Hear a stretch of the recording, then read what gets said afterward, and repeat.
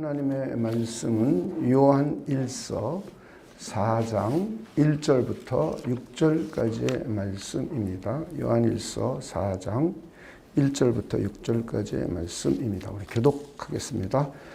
사랑하는 자들아, 영을 다 믿지 말고 오직 영들이 하나님께 속하였나 분별하라. 많은 거짓 선지자가 세상에 나왔음이라. 이로써 너희가 하나님의 영을 알지니 곧 예수 그리스도께서 육체로 오신 것을 시인하는 영마다 하나님께 속한 것이요 예수를 시인하지 아니하는 영마다 하나님께 속한 것이 아니니 이것이 적그리스도의 영이니라. 오리라 한 말을 너희가 들었거니와 지금 벌써 세상에 있느니라. 자녀들아, 너희는 하나님께 속하였고 또 그들을 이기었나니 이는 너희 안에 계신 이가 세상에 있는 자보다 크심이라. 그들은 세상에 속한 거로 세상에 속한 말을 하며 세상이 그들의 말을 듣느니라. 우리는 하나님께 속하였으니 하나님을 아는 자는 우리의 말을 듣고 하나님께 속하지 아니한 자는 우리의 말을 듣지 아니하니 진리의 영과 미혹의 영을 이로써 아느니라. 아멘. 네, 우리는 지난주까지 교회의 통일성, 그리고 거룩성, 보편성의 우리 세 가지 속성을 살펴보았습니다. 교회의 본질적인 특성을 우리는 교회의 속성이라고 합니다. 이것은 교회가 추구해 가야 할 방향성입니다. 첫째는 교회의 통일성에 대해서 우리가 먼저 살펴보았습니다. 이 세상에 많은 교단과 각 교단에 속한 교회가 수도 없이 많이 존재합니다. 그러나 교회는 예수 그리스도 안에서 통일된 하나의 공동체입니다. 성령을 통하여 예수 그리스도와 신비하게 연합된 하나의 유기적인 몸입니다. 그래서 우리는 교회 공동체가 하나 되기를 힘써야 하는 것입니다. 그러기 위해서 우리는 겸손하고 또 온유하고 오래 참고 또 사랑으로 서로 용납하며 평안에 매는 줄로 하나 되기를 힘쓰는 겁니다. 교회의 통일성을 실현하기 위하여 성령의 능력을 힘입어서 우리 모두는 우리 하나 되기를 힘쓰기를 소망합니다. 여러분 그런 분들 되시겠습니까? 이것이 교회의 속성 중에 통일성을 추구해 가는 겁니다. 또 하나는 우리 교회의 거룩성입니다. 교회는 그리스도 안에서 하나님의 백성으로 구별된 하나님의 거룩한 공동체입니다. 여러분 이렇게 믿으십니까? 그렇기 때문에 우리는 하나님의 백성으로서 구별된 성도임을 늘상 인식하며 살아야 합니다. 그리고 그 인식 가운데 우리가 하나님의 백성답게 하나님의 거룩한 백성답게 말하고 행동을 해야 합니다. 이것이 하나님의 교회의 거룩성을 우리 성도들이 추구해 가는 것이고 우리 교회 공동체가 그렇게 추구해 가야 합니다. 셋째는 교회의 보편성입니다. 교회의 보편성은 우리 세 가지 측면으로 생각해 볼 수 있습니다. 예수 그리스도를 신실하게 믿으면 누구든지 교회의 회원이 될 수 있습니다. 그리고 이 합법적인 교회, 지역교회는 어디든지 어느 시대에나 존재합니다. 우리가 교회의 보편성을 실현하기 위해서는 구체적으로 예수 그리스도를 믿는 사람이면 교회 공동체 회원으로 누구든지 우리 받아들여야 합니다. 그리고 누구든지 지역교회 회원이 되어서 신앙 생활을 해야 합니다. 예수 그리스도를 믿으면 우리는 자동적으로 예수님의 몸인 교회 공동체의 지체가 됩니다. 그렇다고 지역교회에 소속하지 않아도 된다는 의미가 아닙니다. 그렇게 되면 불법을 행하는 것입니다. 그리고 우리는 교회 안에서 신분의 차별을 두어서는 안 됩니다. 교회 사역과 질서를 위해서 직분의 구별은 있습니다. 그렇지만 신분의 차별을 두어서 부자나 가난한 사람, 또 권력 있는 사람, 권력 없는 사람, 종, 자유인 이런 식으로 차별을 두고 대해서는 안 됩니다. 그리고 우리는 교회의 보편성을 실현하기 위해서 전도하고 선교를 해야 합니다. 이렇게 교회의 속성은 교회의 본질적인 성격을 규정하는 겁니다. 교회는 하나가 되는 것이고, 통일되어서 그리스도 안에서 하나가 되는 것이고, 교회는 거룩을 추구해가는 것이고, 교회는 보편성을 추구해가는 것이 교회의 본질이며 교회의 성격입니다. 그렇다고 이것이 없다고 해서 교회가 아닌 것은 아닙니다.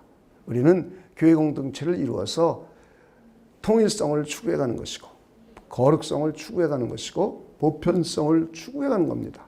이것이 잘 이루어지는 교회는 성숙하고 성장된 교회이고, 이것을 잘 이루지 못하는 교회는 연약하고 부족한 교회예요. 그러나 교회가 아닌 것은 아닙니다.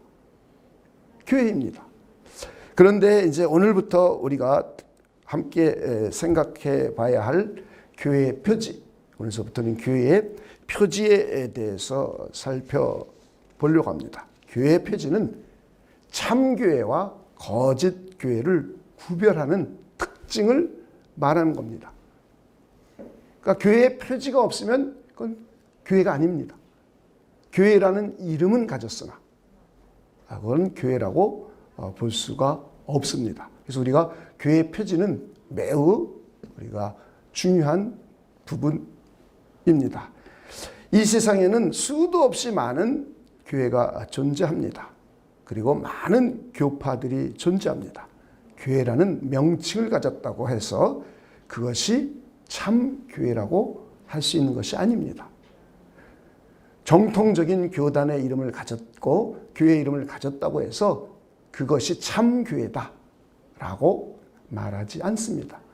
우리끼리 외관상으로는 교회다라고 말하지만 실질적으로 참 교회는 교회로서의 표지를 가지고 있습니다. 속성은 없거나 부족해도 교회입니다. 그러나 교회의 표지가 없으면 그것은 교회가 아닙니다. 그러니까 교회의 표지가 매우 중요한 것이죠. 신약교회가 처음 시작했을 때는 사도들이 직접 말씀을 가르치며 성례를 베풀고 권징을 할 수 있었기 때문에 교회의 표지의 필요성을 느끼지 못했습니다. 그러나 사도 바울의 선교로 인하여 이방 지역에 복음이 전해지고 보편교회가 늘어나게 되었습니다. 그러므로 해서 사도들이 모든 지역교회에서 직접 설교를 하거나 성례를 베풀거나 목회하며 치리를 하기가 점차 어렵게 되었습니다. 그리고는 거짓 교사들에 의해서 교회에 이단 사상이 침투하기 시작했습니다. 영지주의, 또 세속주의, 종교 혼합주의, 율법주의, 도덕률 폐기론주의, 그리고 본문처럼 그리스도의 인성을 부인하는 이단 사상이 교회에 들어오며 교회를 어지럽히고 거짓 선생과 거짓 무리들이 발생했습니다. 이것은 교회 시대에 있었던 것들이에요. 지금 제가 열거한 것들이. 성경 시대, 신약 성경이 기록되었던 그 시대에 이미 적그리스도가 출현했고 거짓 교사가 출현했고 거짓 선지자들이 출현했고 그리고 교회에서 이것을 가리키고 교회를 이탈시켜 나가는 무리들이 이미 사도들이 있었던 시대에 이미 발생을 했습니다. 우리가 이런 것들을 그냥 쉽게 넘어가요. 근데 성경은 이걸 명료하게 기록을 하고 있습니다. 오늘 우리가 읽은 요한일서 5장 1절부터 6절까지도 영을 다 믿지 말라고 그랬어요. 세상에 속한 영, 적그리스도의 영이 있다고 그랬어요. 그리고 하나님께 속한 영. 그래서 어떤 것이 하나님께 속한 영인가? 우리가 오늘 본문은 말해주고 있습니다. 다시 한번 읽어보겠습니다. 사랑하는 자들아, 영을 다 믿지 말고 오직 영들이 하나님께 속하였나 분별하라. 많은 거짓 선지자가 세상에 나왔음이라. 이로써 너희가 하나님의 영을 알지니. 그 다음 읽어봅시다. 시작. 곧 예수 그리스도께서 육체로 오신 것을 시인하는 영마다 하나님께 속한 것이요, 예수를 시인하지 아니하는 영마다 하나님께 속한 것이 아니니 이것이 적그리스도의 영이니라. 오리라 한 말을 너희가 들었거니와 지금 벌써 세상에 있느니라. 이거 사도 요한이 쓴 거예요. 사도 요한이 살아있던 그 시대 이미 적그리스도가 출현했다는 거예요. 적그리스도와 하나님께 속한 영을 어떻게 분별하느냐? 그들의 증거를 들어보면 적그리스도는 예수 그리스도께서 육신이 되어 이 땅에 오신 것을 부인하는 거예요. 그러니까 다시 말해 예수님의 신성과 인성을 부인하는 거예요. 신성을 혹시 인정할지 모르지만 인성을 부인하는 거예요. 예수님이 완전하신 사람임을 부인하는 거예요. 우리가 믿는 예수님은 완전하신 하나님이며 완전하신 사람입니다. 한 위격 안에 두 본성을 가지고 있는 유일하신 분이에요. 이것을 거부하면 적그리스도의 영인 거예요. 굉장히 쉬워요. 성경은 아주 쉽게 구별해요. 예수님이 나를 위하여 십자가에 피 흘려 죽었다라고 말하지 않으면 적그리스도의 영인 거예요. 예수님이 부활하셨다라고 말하지 않으면 적그리스도의 영이 되는 거예요. 예수님이 마리아를 통해서 이 땅에 사람으로 완전한 사람으로 오시지 않았다 그러면 적그리스도의 영이 되는 거예요. 여러분 예수님이 진짜 참 사람이었음을 믿으십니까? 우리 그걸 믿는 거예요. 그러면서 완전하신 하나님이심을 믿는 거예요.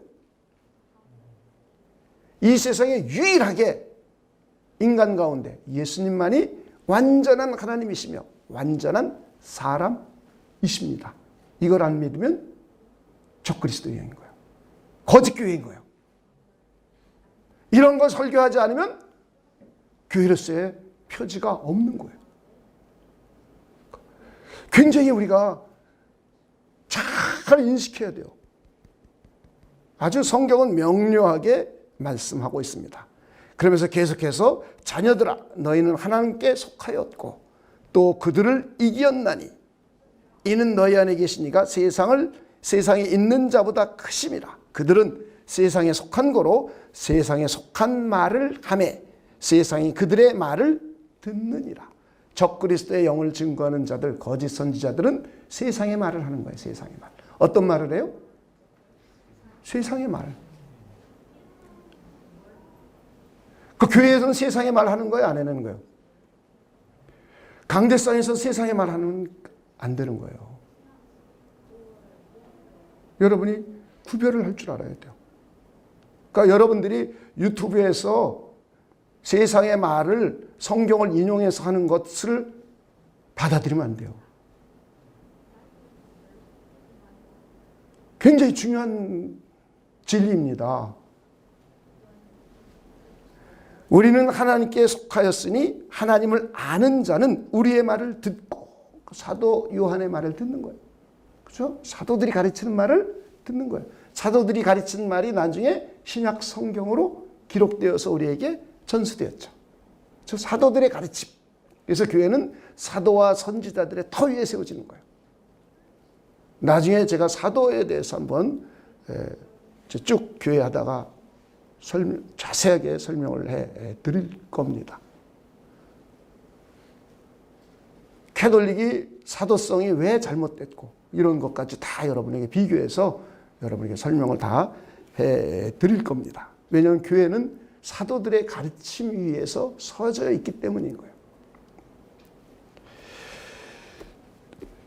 자, 계속 하나님을 아는 자는 우리의 말을 듣고 하나님께 속하지 아니하는 자는 우리의 말을 듣지 아니하나니. 그 다음 한번 읽어봅시다. 시작.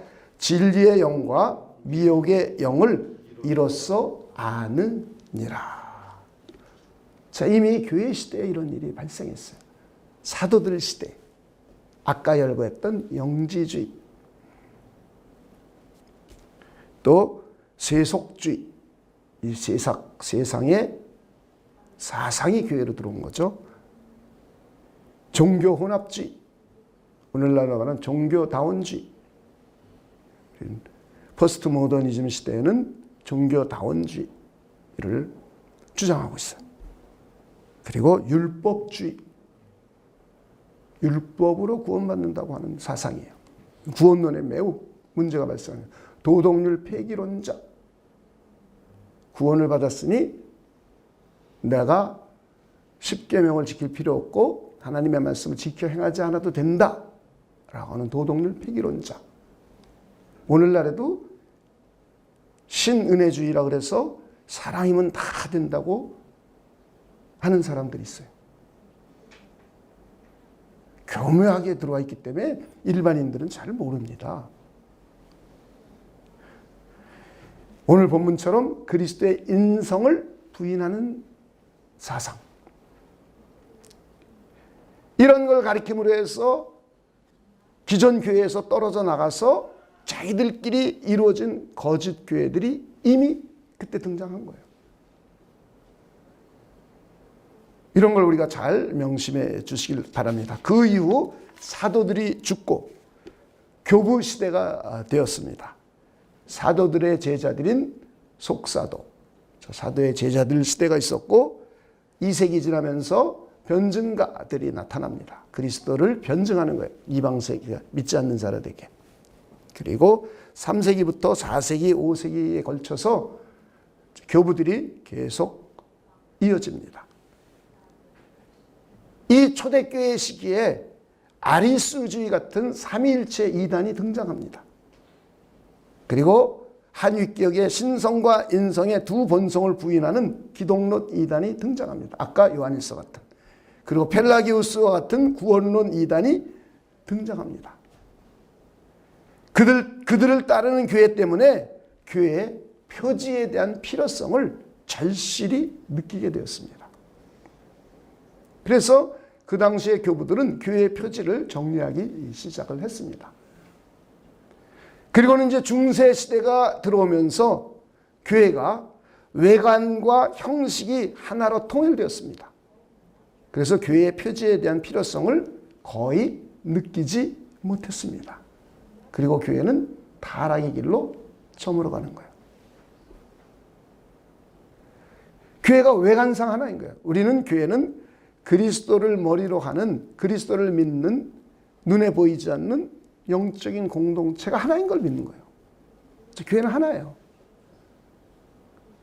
그리고 우리는 각 지역교회에 소속되는 겁니다. 그렇죠? 이 수많은 지역교회들이 다 예수 그리스도와 연합된 하나의 몸, 이게 교회의 통일성을 믿는 거예요. 우리는. 그렇다고 해서 모든 지역교회가 다 참교회다 라는 의미는 아니에요. 그렇죠? 그래서 교회의 표지가 필요한 거예요. 그 이후 이제 타락으로 인하여 종교개혁을 하게 되었습니다. 종교개혁 시대에 삼위일체를 부인하고 원죄를 부인하는 소치니주의를 따르는 거짓 교회들이 등장하게 되었습니다. 그리고 교회는 동방교회와 로마 카톨릭교회, 개신교회로 나누어지고 개신교회는 루터교회, 개혁교회, 장로교회, 침례교회, 그리고 성공회, 감리교회, 구세군 교회 이렇게 교단으로 나누어졌습니다. 그런 계속해서 교단과 교파가 나누어져 분리되어서 지금까지 오고 있습니다. 이때 종교개혁자들은 교회의 표지에 대한 필요성이 절실해졌습니다. 왜냐하면 많은 교파가 생겼고 그리고 이미 종교개혁하면서 소치니주의자는 이태리계 사람이 나와서 삼일체를 부인하고 원죄를 부인하고 이런 사상들이 이미 퍼졌고 이런 교회들이 이미 등장을 했습니다. 그리고 로만 카톨릭 교회가 옳으냐 옳지 않느냐 동방교회가 참교회가냐 아니냐 이런 논쟁들이 막 벌어지게 되었어요. 그리고 개혁교회들이 많은 분파가 생겨났습니다. 성공회도 개혁교회예요. 성공회가 왜 생기고 이런 걸 이제 설명해 줄 기회가 있을 겁니다. 그리고 거기서 감리교회가 나왔어요. 그리고 흩어교회, 그리고 개혁교회. 이제 개혁교회들에서 또 계속 장로교회 나오고 침례교회도 나오고 이렇게 교파가 많이 등장하게 됩니다. 그러니까 어떤 교회가 참교회일까에 대한 고민들을 교회 지도자들이 하기 시작하면서 성경을 탐구하기 시작했습니다. 그리고 초대교회 문헌을 연구하고 교회의 표지를 공식적인 신앙 고백서에 담게 되었습니다. 그래서 우리 한번 벨직 신앙 고백서 제29조를 제가 한번 읽어드리겠습니다. 벨지카 신앙 고백서라고 하는데 벨직 신앙 고백서에 의하면 그것은 1559년에 나온 거예요. 참된 교회를 인식하기 위한 표지들은 다음과 같다. 교회가 복음의 순수한 설교를 사용할 때, 교회가 그리스도께서 세우신 것처럼 성례의 순수한 집행을 사용할 때, 교회 치리가 악덕을 교정하기 위해 사용할 때, 이것에 의해 참된 교회는 분명하게 인식될 수 있다. 이게 벨직 신앙고백서 제29조에 정식 교회들이 모여서 회의를 해서 우리 교회는 이것을 믿습니다 라고 고백서를 만들었어요. 그리고 그거보다 1년 앞선 스코틀랜드 신앙고백서를 보겠습니다. 거기는 교회의 세 가지 표지를 말한다. 즉 첫째는 하나님의 말씀의 참된 설교, 그리고 예수 그리스도의 바른 성례의 바른 집행과 바르게 시행되는 교회 치리가 교회의 3대 표지로 정의된다 라고 아주 공식적으로 보편교회들이 모여서 회의를 거쳐서 공식적으로 발표하고 이것을 교회의 신앙고백서로 만들어서 사용을 했습니다. 오늘날에도 거짓교회가 얼마나 많이 존재합니까? 그래서 거짓교회들이 우리 교회의 힘을 분명히 하면서도 와가지고는 자기네 것을 믿으라고 그러고 자기네들한테 오라 그래요. 그래서 거짓교회들이 지금 얼마나 많아요. 교회라는 이름을 가졌지만 저마다 자신의 교회가 옳다고 주장합니다.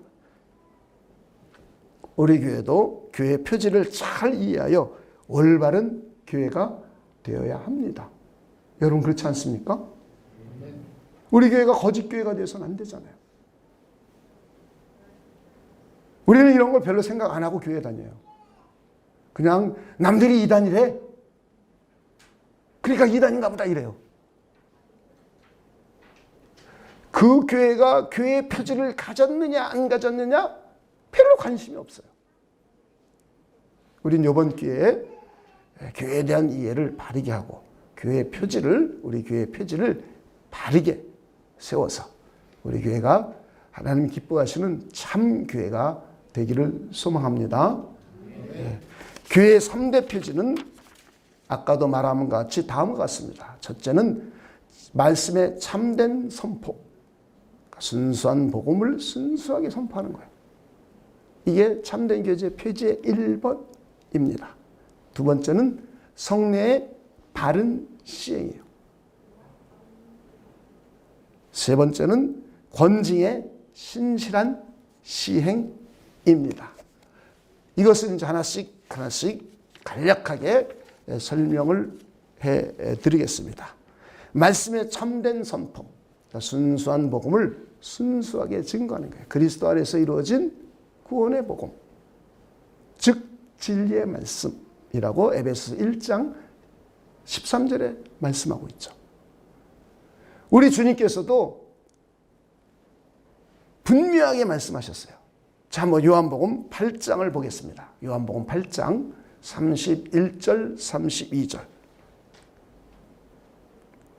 요한복음 8장을 쭉 볼 건데요. 8장 31절부터 한번 보겠습니다. 그러므로 예수께서 자기를 믿는 유대인들에게 이르시되 너희가 내 말에 거하면 참으로 내 제자가 되고.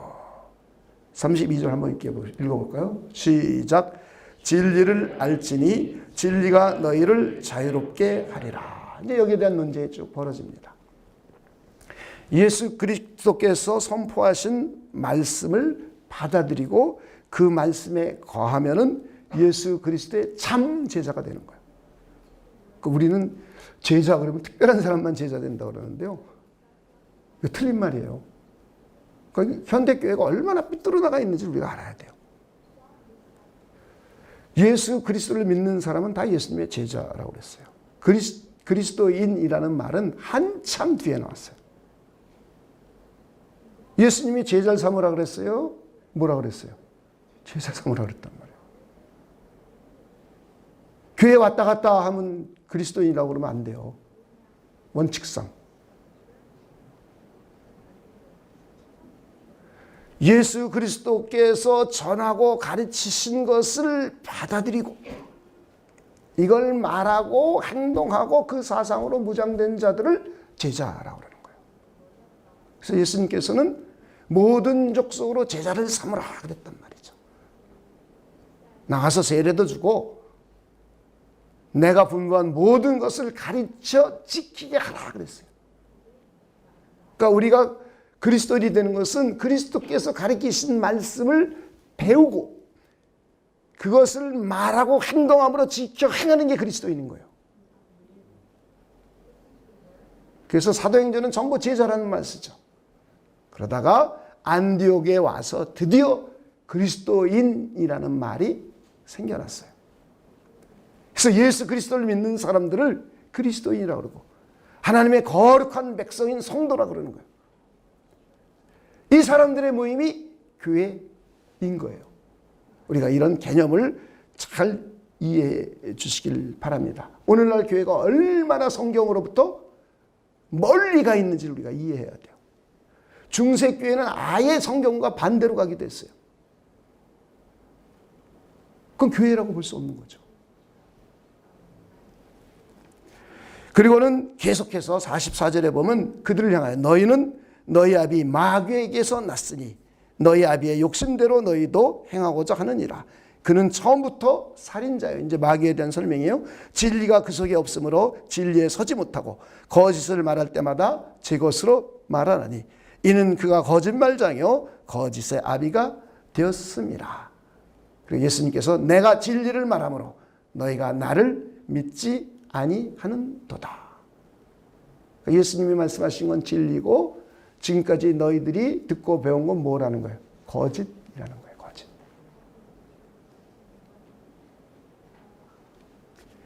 그래서 그리스도의 말씀을 듣고 그 말씀 안에 거하면은 진리를 알게 되고 그리스도의 참 제자가 되는 거예요. 그리스도인 참 그리스도인이 되는 거예요. 그리고 자유로운 자가 되는 거예요. 그러면서 너희 중에 누가 나를 죄로 책잡겠느냐? 내가 진리를 말하는데도 어찌하여 나를 믿지 아니하느냐? 책망하세요. 그리고 47절 함께 읽어보겠습니다. 47절입니다. 시작. 하나님께 속한 자는 하나님의 말씀을 듣나니 너희가 듣지 아니함은 하나님께 속하지 아니하음이로다. 그러니까 하나님께 속한 자는 누구의 말씀을 들어요? 하나님의 말씀. 그러나 하나님께 속한 바른 교회는 누구의 말씀을 증거해야 돼요? 하나님의 말씀.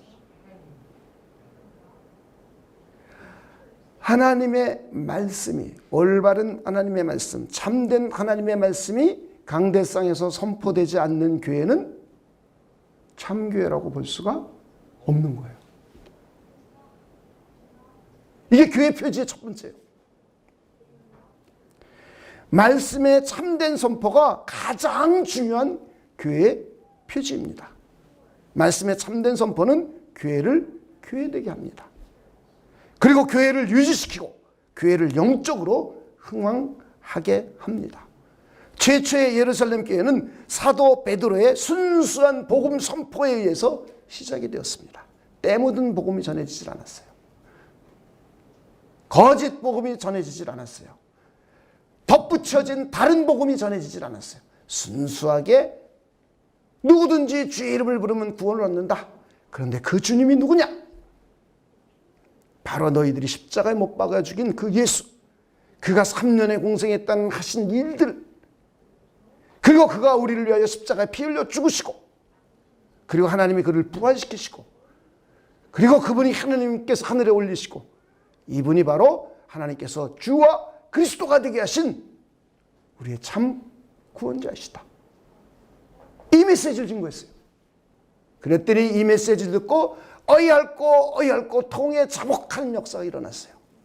그랬더니 너희들 각각 회개하고 예수 그리스도의 이름으로 세례를 받으면 성령을 선물로 받으리라 해서 그날 3,000명이 회심하고 그리스도를 영접해서 3,120명의 최초의 교회 공동체가 탄생이 되었습니다. 그리고는 사도들의 가르침이 시작되었어요. 제일 먼저 갖는 일이 사도들의 가르침이에요. 사도들의 가르침을 받아서 떡을 떼고 서로 나누고 서로 기도하고 예배드리고 이런 일이 시작이 되었어요. 자, 사도들의 가르침도 하나님의 말씀이죠. 그리고는 예루살렘 교회는 하나님의 말씀이 선포되고 하나님의 말씀이 흥왕해지니까 교회가 흥왕하고 성장하게 되었습니다. 교회는 하나님의 말씀을 올바르게 선포할 때 참된 교회가 되고, 그리고 그것이 참 부흥입니다. 한번 성경에서 찾아보겠습니다. 사도행전 2장 41절 42절. 최초의 교회가 탄성되면서 이루어진 일이, 그 말을 받은 사람들은 세례를 받았죠. 그날에 신도의 수가 3,000이나 더하더라. 42절입니다. 읽습니다. 시작. 그들이 사도의 가르침을 받아 서로 교제하고 떡을 떼며 오로지 기도하기를 힘쓰니라. 그러니까 사도들의 성경 공부 가르침, 순수한 복음의 선포, 하나님의 참된 말씀의 선포, 가르침을 받았어요. 그 가르침을 가지고 서로 교제하는 거예요. 가르침을 받고. 그리고 떡을 떼는 것. 떡을 떼는 건 세례를 말하는 겁니다. 성찬. 자, 사도행전 6장 7절입니다. 교회가 사도들이 말씀 전하는 일과 기도하는 일이 부실해지기 시작했더니 갈등이 일어나기 시작합니다. 그래서 7명의 평신도 일꾼을 세워주고 난 후에, 그러면서 사도들이 말씀을 전하기 시작합니다. 그때 결과예요. 6장 7절입니다. 함께 읽겠습니다. 시작. 하나님의 말씀이 점점 왕성하여 예루살렘에 있는 제자의 수가 더 심히 많아지고 허다한 제사장의 무리도 이도에 복종하니라. 그 당시에 제사장이 예수를 믿으면 큰일 나는 거예요. 직업이 끊어져요. 제사장 직업이 없어지는 겁니다. 생계에도 직접적인 영향을 받아요. 그 당시에 제사장들은, 이 시절의 제사장들은 사회적인 위치가 꽤 높은 위치예요. 근데 그걸 버리는 거예요. 핍박받으면서도. 어쩌면 죽을지도 모르는데. 그러니까 진리가 이런 거예요. 진리가. 진리를 받아들이면 사람이 이렇게 바뀌는 거예요. 자, 이렇게 하나님의 말씀이 점점 왕성하니까 제자의 수가 점점 늘어나는 거예요. 그리고 제사장 무리도 그리스도를 따르게 됩니다.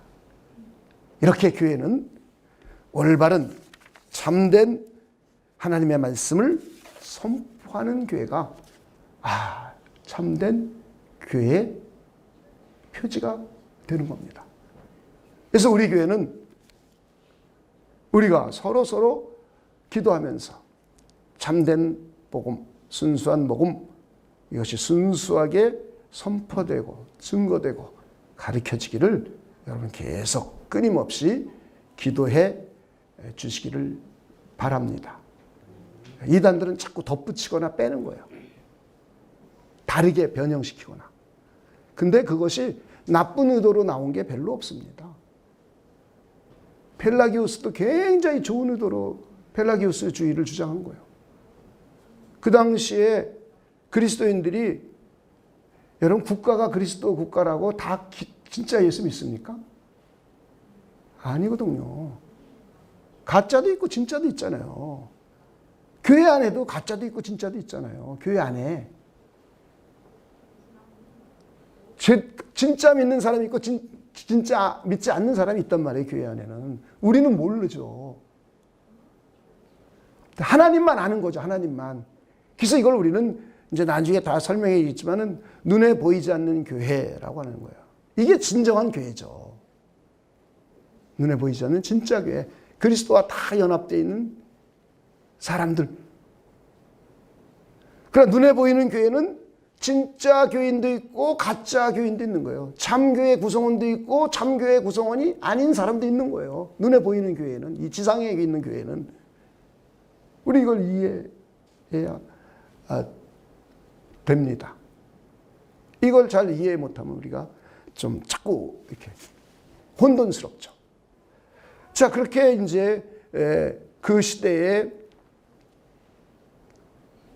그리스도인들의 나라가 그리스도 국가인데 그리스도인들이 세상 사람보다 더 타락한 거예요. 음란한 짓, 매음, 매춘, 성적인 문란, 그리고 사기치고 공갈치고 도둑질하고 강도짓하고 아주 도덕적으로 타락했어요. 자, 그러니까 교회가 이러면 안 되잖아요. 그죠? 그러니까 예수 믿고 구원받는 것, 하나님의 은혜로 구원받는 것이 아니라 내가 열심히 노력해서 내 선한 의지를 총동원해서 내가 의를 추구해가면 나는 의로워질 수 있고 구원받을 수 있다 주장한 거예요. 그러므로 해서 교회들에게 경각심을 불러일으키고 사람들로 하여금 착하게 선하게 죄를 덜 짓고 살도록 하기 위해서. 그러니까 좋은 의도예요, 나쁜 의도예요? 굉장히 좋은 의도예요. 근데 성경과 같아요, 달라요? 다른 거예요. 그러니까 우리는 이런 걸 잘 이해해야 돼요. 우리도 모르게 이런 생각을 자꾸 많이 가져요. 성경과 다르면 아무리 좋은 의도라도 이단인 거예요. 그러니까 우리가 매우 말을 조심해야 될 게 거기 있는 거예요. 순수한 복음, 참 하나님의 말씀을 우리가 잘 이해하고 전해야 될 게 그래서 그런 거예요. 정치인들이 끌어다 쓰고 종말론자들이 끌어다 쓰고 이상한 음모론에 끌어다 쓰고 이거 성경에 그런 얘기 없어요. 자기들이 자의적으로 해석한 거죠. 우리는 그런 걸 매우 명료하게 분별할 줄 알아야 됩니다. 자, 그래서 우리는 어떤 교회를 추구해 가느냐? 참교회. 교회의 표지를 분명하게 드러낼 수 있는 교회. 그래서 하나님의 말씀을 가능하면 순수하고 바르고 성경적으로 우리는 증거해 갈 수 있는 그런 복된 교회가 되기를 소망해 봅니다. 우리 그거 꼭 기도해 주셔야 돼요. 앞으로 미래 세상은 얼마나 변하겠습니까? 교회에서 꼭 그것만 가르쳐야 돼? 그런 얘기 듣잖아요, 여러분. 세상이 변했는데. 그럼 또 그게 좋다고 그래요. 자유주의가 들어와서 그런 게 교회에 들어와 버린 거예요. 17세기 이후부터. 그래서 교회들은 정통 교회에서는 그거를 지키려고 무척 노력하는 진리를 바르게 지키려고. 교회는 진리의 기둥과 터잖아요. 거짓이 나는 거짓입니다 라고 들어오는 게 아니라 은근슬쩍 영지주의 은근슬쩍 교회로 들어온 거예요. 은근슬쩍 들어오는 거예요. 세속주의 은근슬쩍 교회가 하나씩 받아들이죠. 편의주의 받아들이고 세속주의 받아들이려면 세속화 돼버리는 거예요. 교회가. 편의주의 예를 내가 들어봤잖아요. 예수님 시절에 성전. 예수님 시절에 성전이 이제 율법에 의해서도 성전 근처에서 물건을 팔고 그런 멀리 사는 사람들이 짐승을 성전 근처에서 와서 사서 그걸 가지고 제사 드리도록 허락을 했어요. 그건 성경에도 기록이 돼 있어요. 왜냐하면 멀리 오는데 양을 가지고 오면 양이 멀거나 다리를 절거나 흠이 생기면 이것을 하나님께 드릴 수가 없단 말이에요. 오늘날은 막 드리지만 그 당시 사람들은 거룩하고 깨끗하고 성결하고 순결한 거 최고를 으뜸을 드렸단 말이에요. 우리는 찌꺼기 드리죠. 쓰다 남은 돈. 우린 지금 그러고 있어요. 그런데 그렇게 하다 보면 흠결 있는 제물을 하나님께 드리게 되니까 율법에도 성전 근처에서 제사 드리러 오기 적당한 지역에 오늘날로 말하면 성전 기구들 파는 성물 파는 가게들을 두게 했어요. 그래서 이제 그거 사가지고 와서 성전에 와서 제사를 드렸어요. 그런데 이제 이것이 아마 감난산 근처쯤이 되지 않을까 추측들 하는 거야. 확실치 않아요. 아직 그런 성경에도 없는 얘기이기 때문에. 그리고 역사적으로도 이게 정확하게 입증되지는 않았어요. 그렇게 주장하는 사람들이 일부 있죠. 그러나 그건 정확하게는 모릅니다. 그러니까 이제 좀 더 편하게 하려고 경내로 들어온 거예요. 예루살렘에 있는 성전 경내로 들어와서 이방인의 뜰 정도에다가 차려놓은 거예요. 그러니까 예수님이 오셔서 어떻게 하셨어요? 이 불법을 행하는 자들은 막 그냥 화를 내셨잖아요. 그래서 예수님이 화내시는 거 봤어요? 성경에 아마 처음일 거예요. 그 온유하신 분이 화를 냈단 말이에요. 성전을 더럽힌 걸 놓고 이렇게 막 화를 내. 자, 이것은 구약의 그 시대 사람들이 편의를 도모하기 위해서 편의주의를 받아들인 거예요. 오늘날로 말하면 교회 편의주의를 받아들이는 거예요. 이것이 받아들여서 은근슬쩍 은어서 본질을 흐려버리는 거예요. 우리 신앙생활 이렇게 많이 합니다. 그러니까 우리가 경계해야 될 것을 철저하게 경계할 줄 알아야 돼요. 오늘날 현대사회는 지금이 어느 시대인데 그런 구태연하고 구닥다리처럼 신앙생활을 하나 그러죠. 그게 다 틀린 말이에요. 다 틀린 말. 그럼 거기에 현혹되는 거 아니에요. 그게 좋으니까. 그게 좋으니까 그 쫓아가는 거죠. 현혹도 아니에요. 그건 미혹도 아니고 자기가 그렇게 살고 싶으니까 그렇게 가는 거죠. 그럼 안 된다는 거예요. 자, 그래서 우리는 하나님의 말씀, 순수한 하나님의 말씀, 바른 하나님의 말씀이 교회 강대상에서 선포되고 증거되고 그리고 가르칠 수 있는 그런 복된 교회가 되기를 소망해 봅니다. 두 번째는 성례의 바른 시행입니다. 예수님이 명령하신 성례의 전은 두 가지가 있어요. 세례식과 우리 성찬식. 이 두 가지만 예수께서 명령하신 거예요. 나머지는 없어요. 구약의 모든 것들도 예수님께서 와서 완성시키셨어요. 그리고 구약의 예언이 성취됐기 때문에 유월절을 지켜라 뭐 이런데 현혹되면 안 돼요. 유월절 지키면 어떻게 되는 거다? 불법을 행하는. 유월절 정신은 우리가 가져야 되겠죠. 그죠? 그러나 유월절을 지키면 안 돼요. 그러니까 하나님의 교회가 왜 거짓 교회인지 알겠죠? 유월절 지키라고 그런단 말이에요. 성례전 2개밖에 없어요. 더 만들어도 돼요, 안 돼요? 안 돼요. 세례와 성찬식이요. 성례전과 하나님의 말씀은 불가분의 관계예요. 말씀 선포는 귀로 듣는 거예요. 그죠? 귀로 듣는 하나님의 말씀이에요. 그러나 성례는 눈으로 보는 거예요. 그리고 경험하는 하나님의 말씀인 거예요.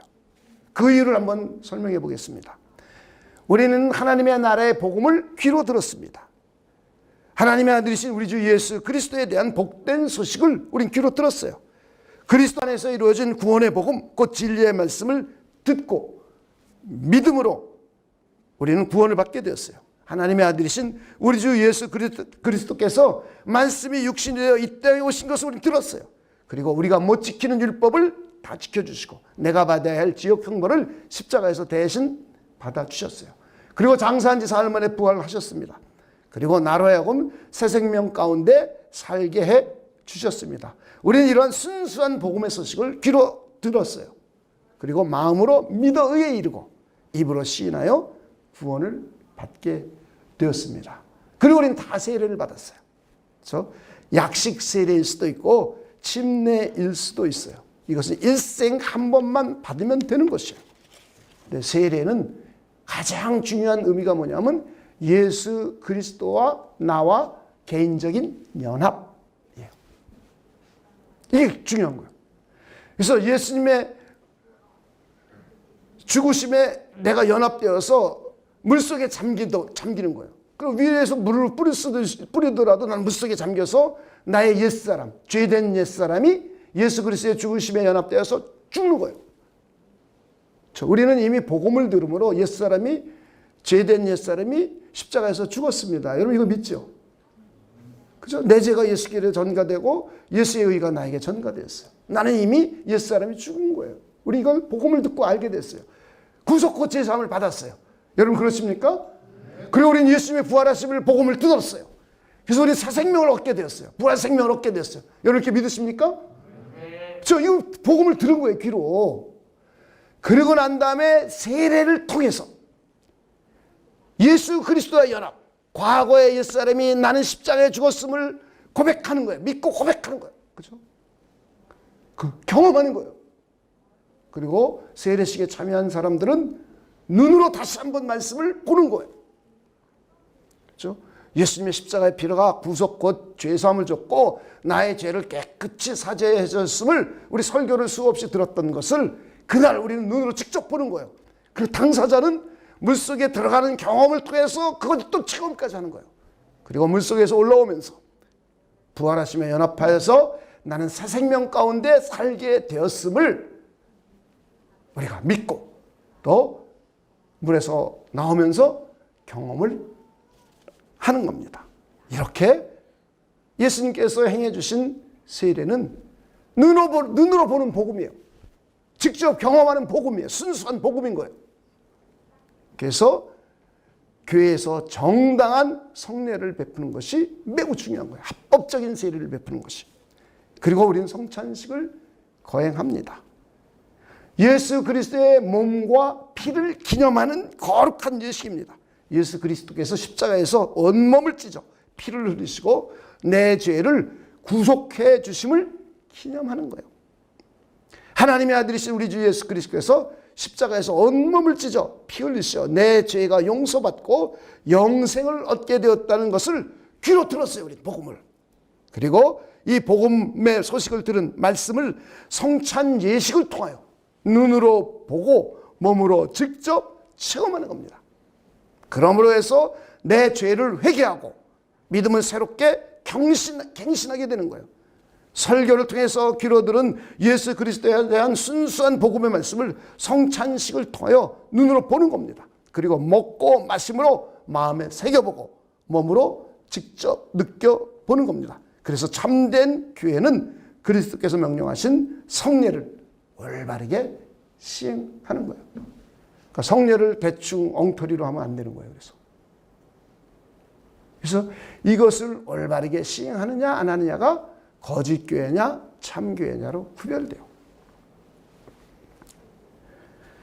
자, 마태복음에도 한번 보면 우리 주님께서 모든 민족을 제자로 삼아 아버지와 아들과 성령의 이름으로 뭘 베풀라고 그랬어요?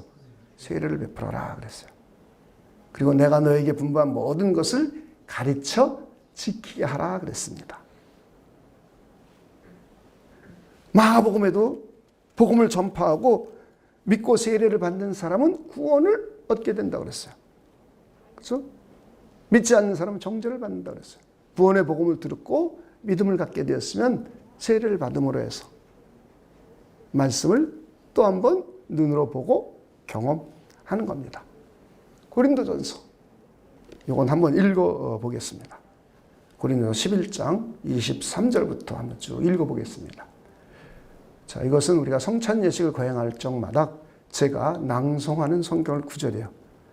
내가 너에게 전한 것은 주께 받은 것이니 곧 주 예수께서 잡히시던 밤에 떡을 가지사부터 한번 읽어봅시다. 시작.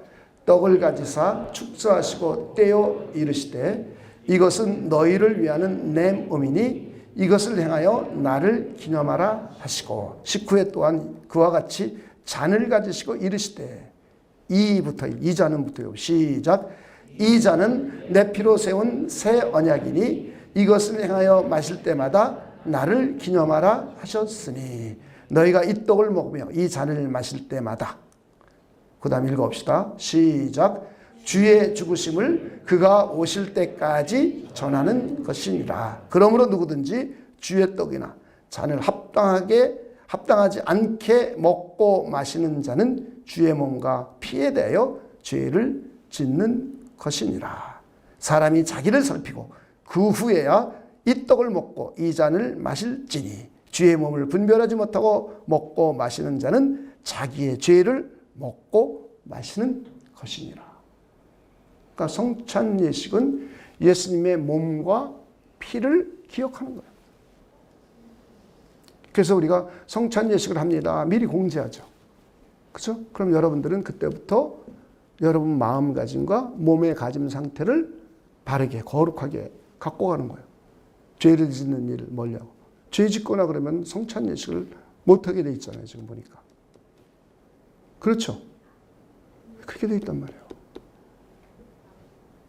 성찬 예식을 준비하면서 예수님의 십자가에 죽고 부활하심을 다시 되새기게 되죠. 그러면서 내가 세상에서 세속적으로 살고 죄를 짓던 것을 회개하기 시작하죠. 그 다시 믿음을 다시 새롭게 갱신하죠. 그렇죠? 이게 성찬을 준비하는 동안, 또 세례를 준비할 때도 마찬가지죠. 그리고는 성찬식을 직접 거행할 때는 예수님의 몸과 피를 그날 기억하는 거예요. 귀로 들었던 복음의 말씀을 눈으로 직접 보는 거예요.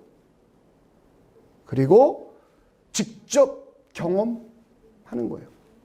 그래서 성찬 예식, 세례식, 주님께서 명령하신 거룩한 성례를 바르게 집행하느냐 아니냐가 교회의 표지가 되는 거예요. 진짜 참교회냐 아니냐.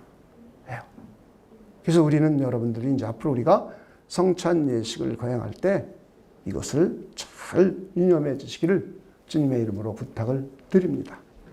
또 세례 의식을 할 때도, 우리 침례식을 할 때도 이것을 우리가 다 기억하고 기념하여서 귀로 들은 말씀을 눈으로 보고 직접 체험할 수 있도록 하는 그런 복된 기회가 되기를 바랍니다. 자, 결국 말씀인 거예요. 기독교는. 자, 그 다음에 권징의 신실한 시행입니다. 권징. 권징은 하나님 앞에 선한 일을 권장하고 격려해 주는 거예요. 그죠? 하나님의 말씀을 잘 따르거나 그 말씀을 잘 지켜서 하나님 앞에 거룩한 삶을 사는 성도들을 상을 주고 칭찬해 주고 그렇게 살 수 있도록 권면해 주는 겁니다. 그리고 악한 일은 회개하고 믿음을 갱신할 수 있도록 권면하고 징계하는 겁니다. 이게 권징인 거예요. 그래서 믿음의 형제자매들이 하나님의 말씀을 경청하여 잘 듣고 잘 따르도록 격려하는 겁니다. 죄를 짓지 않고 성례전에 참여하여 하나님의 풍성한 은혜를 누릴 수 있도록 격려하며 도와주는 거예요. 그리고 하나님의 말씀을 불순종하여 죄를 지으면 성찬 예식에 참여할 수가 없습니다. 그래서 하나님의 풍성한 은혜를 누릴 수가 없죠. 이때 믿음의 형제자매들을 권면함으로 해서 회개하고 믿음을 갱신할 수 있도록 하는 겁니다. 하나님의 백성다운 거룩한 사람으로 성장할 수 있도록 권면해주고 도와주는 겁니다. 그리고 권징하는 거예요. 권징과 권면의 목적은 죄를 회개하고 믿음을 갱신하게 하는 데 있는 거예요. 사람들을 벌 주고 형벌 주는 데 목적이 있는 것이 아니에요. 이런 것을 신실하게 시행하는 교회가 참 교회라는 거예요. 그러니까 오늘날 교회하고 너무 멀죠. 그렇죠? 그러니까 우리 교회 공동체 구성원들 가운데 하나님의 말씀을 따르지 않고 주의를 범하고 나쁜 짓을 하고 하면 권면해 주는 거예요. 그러지 말라고. 이걸 못하는 교회는 이건 참된 교회의 표지를 갖고 있는 게 아니에요. 그래서 그 사람이 그것을 회개하고 믿음을 다시 새롭게 잘 가질 수 있도록 도와주는 거예요. 이게 없으면 교회에 참된 표지가 없는 거예요. 따뜻한 사랑을 가지고 하는 거죠. 그 사람으로 하여금 올바른 신앙이 되도록 하나님의 말씀을 잘 따르도록 격려해주고 도와주고 협력해주는 겁니다. 그렇죠? 그리고는 이제 권면할 때는 우리가 친구들끼리 같은 믿음의 공동체들 가운데 죄를 자꾸 범하고 또 나가서 세상 가서 나쁜 짓 자꾸 하고 그러면 친한 친구, 우리 동료 믿음의 형제가 가서 요즘 아무개 형제 좀 너무하지 않나? 우린 그래도 거룩한 하나님의 백성인데 주일도 잘 지키고 하나님 앞에 거룩한 삶을 살아가잖아. 기도할게. 뭐 어려운 게 있나? 그래서 기도 제목 받아서 기도해주고 함께 신앙생활 같이 할 수 있도록 도와주고 그래도 안 되면 또 몇 사람이 가서 또 권면하고 또 그래도 안 되면 교역자들한테 얘기해서 그를 위해서 기도하게 하고 그래서 권면하게 하고 그래서 이렇게 하는 겁니다. 그래도 안 되면 교회에서 이제 회의를 해서 어떤 사람은 이런 죄로 인하여 오늘서부터 6개월 동안 성찬 예식에 참여할 수 없습니다. 라고 하거나 앞으로 2년 동안 집사의 직분을 감당할 수가 없습니다. 이게 이제 치의를 하는 겁니다. 그 목적은 뭐예요? 너 교회 떠나. 이게 목적이 아닌 거예요. 그러하여금 자기의 잘못을 뉘우치고 회개하고 믿음을 새롭게 갱신하게 하도록 하는 것이 목적이에요. 오늘날 이런 교회 없죠. 이렇게 하면 다 교회 떠나버리니까. 그러니까 교회가 불법을 행하고도 교회 표지가 없는 행위를 하고도 이걸 반성할 줄 모르는 거예요. 그게 심각한 거죠, 사실은. 그잖아요. 굉장히 심각한 거죠. 성도들이 교회 안에서 성적인 문란한 행위를 하고 성적인 타락을 하고 그래도 이걸 말을 못하는 게 말이 돼요, 이게? 그게 교회냐고요. 세상이지. 그 사람 시험 들까? 왜 시험 들어? 바른 하나님의 사람이라면 너 잘못했으니 회개하고 고쳐야지. 분명하게 말할 수 있어야죠. 이게 진짜 교회라는 거예요. 그래야 우리는 하나님의 뜻을 이뤄가는 하나님의 나라의 백성 공동체가 되는 거예요. 그럴 때 사람들이 교회를 보고 이야 정말 하나님이 살아계시구나. 할렐루야. 우리는 이것을 전부 우리 사랑과 평안의 교회는 회복해야 합니다. 그리고 우리 기도해야 돼요. 이것이 진짜 교회인지 가짜 교회인지를 구별하는 세 가지 기준을 이미 성경 속에서 말씀해 놨고 그리고 속사도들은 교부들은 이것을 정리했어요. 근데 중세교회가 형식적인 하나로 오면서 교회가 타락하고 이걸 다 잊어버리고 자기들 멋대로 말씀을 가르쳤잖아요. 자기들 멋대로 성례전을 했잖아요. 그렇죠? 성례전 말고 5개 성사를 더 붙여갖고 7성사라는 걸 했습니다. 불법이에요. 이거 5개 더 붙인 거는요. 자기들이 만드는 거예요. 그러면서도 자기네들이 옳다고 주장하면 안 되죠. 권징도 교황 자체가 큰 잘못하고 교황청의 간부들이 큰 잘못하고 루터가 그거 잘못됐다고 그러니까 루터를 파문하고 루터를 죽이려고 그러잖아요. 그 권징이 제대로 이루어지지 않는 거죠. 말씀이 제대로 선포되지 않죠. 성례가 제대로 이루어지지 않죠. 권징이 제대로 이루어지지 않는 거예요. 그러니까 교회가 교회담을 상실해버린 거죠. 교회라는 이름은 가졌으나. 오늘날 우리도 마찬가지죠. 우리 사랑과 평안의 교회도 우리 스스로 우리 교회를 돌아봐야 돼요. 우리 교회가 교회 표지를 잘 가지고 있는가? 여러분 그럴 수 있겠습니까? 자, 우리 권징 부분도 성경에 주님께서 직접 말씀하신 부분을 찾아보겠습니다. 마태복음 18장 15절부터 22절입니다. 내 형제가 죄를 범하거든 가서 너와 그 사람만 상대하여 권고하라. 그러니까 우리가 볼 수 있잖아요. 우리 주변에 믿음의 형제가 자매가 잘못하고 하나님 보시기에 합당치 않은 중대한 범죄를 저지르면 그걸 내가 봤어요. 그럼 이걸 목사님한테 쪼르르 와서 쪼르르 이러지 마시고 그 사람이 직접 가서 권고하는 거예요.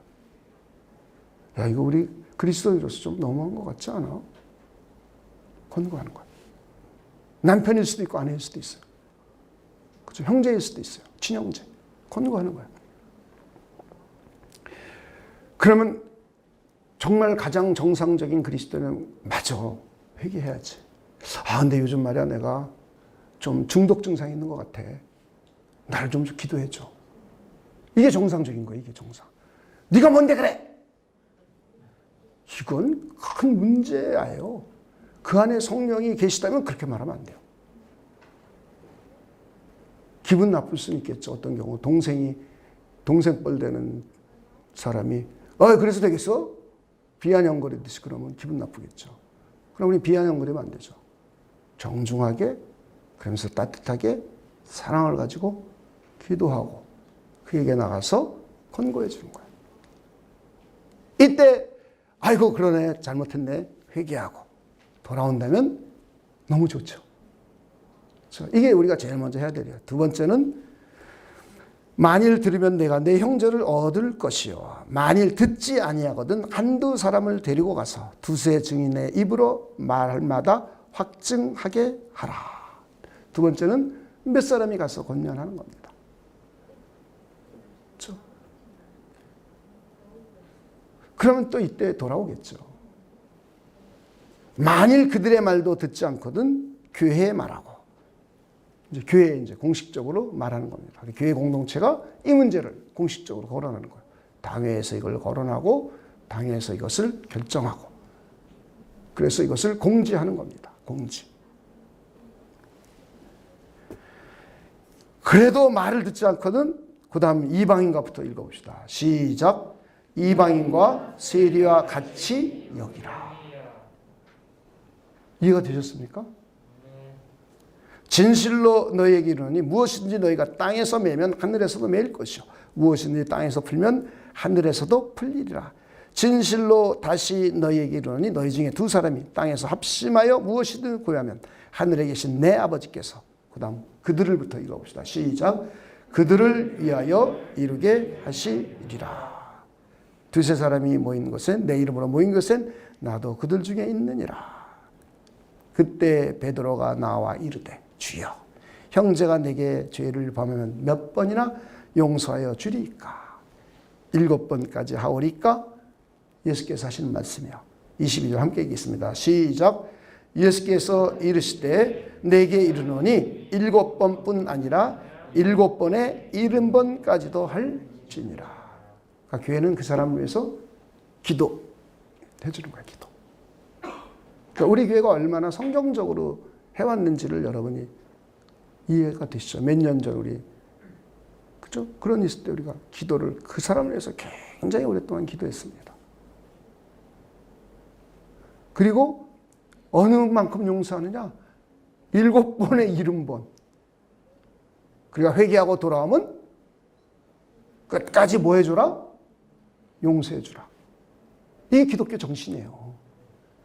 그러니까 우리가 상대방을 권면하고 교회에서 치리하는 것도 그 사람을 죽이고 떨궈뜨리고 세리와 이방인처럼 내쫓으려고 하는 게 목적이 아니란 말이에요. 우리 목적을 잘 알아야 돼요. 사랑을 가지고 그 사람으로 하여금 회개하고 믿음을 다시 잘 가질 수 있도록 하기 위하여 우리가 권징을 하는 거예요. 교회는 이게 살아있어야 돼요. 그래야 성도 개개인이 하나님의 말씀을 따라서 하나님의 뜻을 잘 이루며 살아갈 수 있는 거예요. 이게 교회 공동체이기 때문이에요. 다시 한번 전체적으로 우리 정리해 보겠습니다. 우리 교회가 교회의 퍼즐을 잘 드러낼 수 있는 그런 복된 교회가 되기를 소망해 봅니다. 그래서 우리가 서로 노력하는 거야. 첫째, 하나님의 말씀을 순수하게 전하고 가르치는 교회가 되기를 우리 기도하며 소망하는 겁니다. 두 번째는 눈에 보이는 말씀인 성례전을 정말 신실하게 옳게 우리 주님께서 명령하신 그대로 실행하고 우리가 성찬 예식을 거행하거나 세례식을 거행할 때 미리 준비하는 겁니다. 이걸 위해서 기도하고 여러분 그런 분들 되시겠습니까? 세 번째는 말씀과 멀어지고 세속적으로 나가서 죄를 짓고 하나님과 멀어진 사람을 사랑을 가지고 따뜻하게 기도하고 권고해 주는 겁니다. 제일 좋은 건 우리 공동체 구성원들끼리 서로 권면해주고 권고해줄 때 이 이야기를 듣고 변화가 일어나면 이게 진짜 좋은 교회죠. 우리가 이런 교회로까지 성장하기를 소망해 봅니다. 권고할 때 조심할 게 있어요. 나는 옳은데 너는 틀렸어. 이런 뉘앙스로 하면 안 돼요. 이런 뉘앙스가 아닌, 그래도 오늘 우리가 그리스도인인데 좀 너무한 것 같아, 여보. 매일 술 취해서 들어와요. 너무한 것 같아. 매일 회식이라고 그러고. 그래요. 그럼 너무 과하지 않소? 이렇게 권면할 수 있잖아요. 그러면 이걸 들은 남편이고 아내고, 그러네. 내가 요즘 좀 회사에 스트레스가 많아가지고 그랬어. 요즘 말이야, 사업이 좀 어렵고 코로나 때문에 힘들어서 그랬어. 그래, 나를 좀 위해서 기도해줘. 회개하고 다시 믿음을 갱신하고. 할렐루야. 이런 공동체가 진짜 좋은 공동체 아니겠습니까? 우리 사랑과 평안의 교회 그런 공동체로 가꾸어 갑시다. 기도하겠습니다. 하나님 감사합니다. 오늘 교회의 표지에 대해서 생각해 보았습니다. 우리 사랑과 평안의 교회가 교회의 표지를 잘 나타낼 수 있는 복된 교회가 되도록 하나님께서 역사하여 주시옵소서. 우리 성도들 개개인 마음에도 이런 교회를 실현하고 세우고 싶어 할 마음이 끊임없이 일어나도록 하나님의 성령께서 역사하여 주시옵소서. 특별히 담임 목사인 저 자신이 하나님의 말씀을 순수하게 전하고 그리고 성례전을 올바르게 집행하고 그리고 권징을 하나님이 기뻐하시는 대로 올바르게 할 수 있도록 하나님께서 역사하여 주시옵소서. 감사를 드리며 예수님의 이름으로 기도하옵나이다. 아멘.